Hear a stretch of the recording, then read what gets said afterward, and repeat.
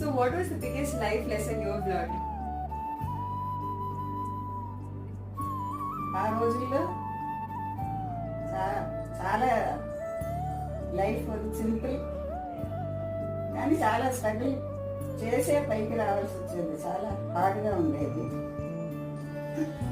అంటే మీరు నేర్చుకున్నది ఏంటి ఈ లెసన్స్ మీ ఎక్స్పీరియన్స్ తో?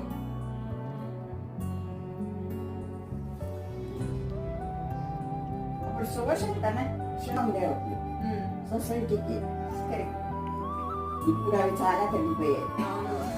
ఇప్పుడు అందరూ టీవీ, ఒకరికొకరు ఇంట్లో ఉన్నా కూడా ఒకరికొకరు మాట్లాడడం లేదు. అందరూ ఎవరి ఫోన్లు ఎవరి ల్యాప్టాప్ పెట్టుకుని కూర్చుంటున్నారు వాళ్ళ రూముల్లో.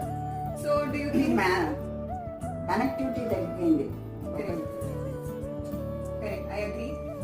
So what was the biggest life lesson you have learned?